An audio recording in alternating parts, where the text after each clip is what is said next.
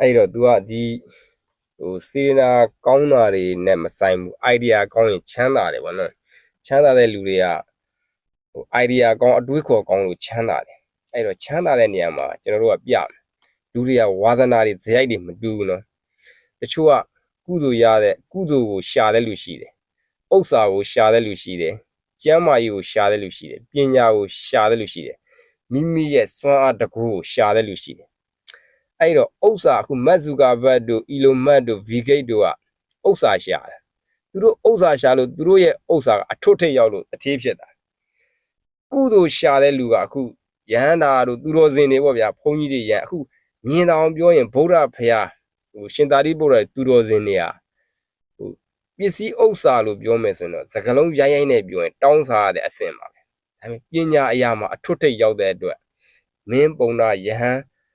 သူကြွယ်တွေလောကလူနတ်မြမာတွေဥခိုင်မှုဖြစ်တာပညာရှာတဲ့လူကပညာအထွတ်ထိပ်ရောက်တယ်ဥစ္စာရှာတဲ့လူကဥစ္စာကိုအထွတ်ထိပ်ရောက်တယ်အခုကျမ်းမာရေးရှာတဲ့လူကကဲဘီဂိတ်နဲ့ဟူစိန်ဘောနဲ့ပြိုင်ပြင်းဘယ်သူနိုင်မှာလဲနော်ခုအီလိုမတ်နဲ့စီရိုရိုနဲ့ဘောလုံးပြိုင်ကြရင်ဘယ်သူနိုင်မှာမတူဘူးလေဗျာရှာတဲ့ကိုဝါသနာပါရကိုရှာပြီးကိုအထွတ်ထိပ်ရောက်ကြတာမက်ဆီကဘောလုံးအားကစားမှာအထွတ်ထိပ်ရောက်တယ်အီလိုမတ်ကသူ့အလူဥစ္စာဒနာမှာအထွတ်ထိပ်ရောက်တယ်ကဲစာရေးဆရာမှာရှေ့စပီးယားတို့ကသူတို့ရဲ့စာပေတွေနဲ့အထွတ်ထိပ်ရောက်တယ်အထွတ်ထိပ်မတူဘူးဆိုကရေတီကအတွေးခေါ်ပိုင်းမှာအထွတ်ထိပ်ရောက်တာနော်အိုင်းစတိုင်းကတီထွင်မှုမှာအထွတ်ထိပ်ရောက်တာပစ္စည်းဥစ္စာနဲ့တိုင်းတာလို့မရဘူးအခုဆက်စီပေါ့ miss မြန်မာဝင်တဲ့ကောင်မလေးတွေဖင်ကက်အောင်ရင်ကက်အောင်လေ့ကျင့်တယ်ခင်ဗျားတို့ပတ်စံသူတို့အာယုံနဲ့မကြောက်သူလှဖို့ပဖို့ရသူအမြဲတမ်းလေ့ကျင့်နေတဲ့ကျမ်းမာရေးကြိုးစားနေတဲ့လူကသူဖြစ်ချင်တာကဒီကိုလုံးကိုပေါလှအောင်လားအဲ့လိုသူလေ့ကျင့်တဲ့အတွက်သူ့ရဲ့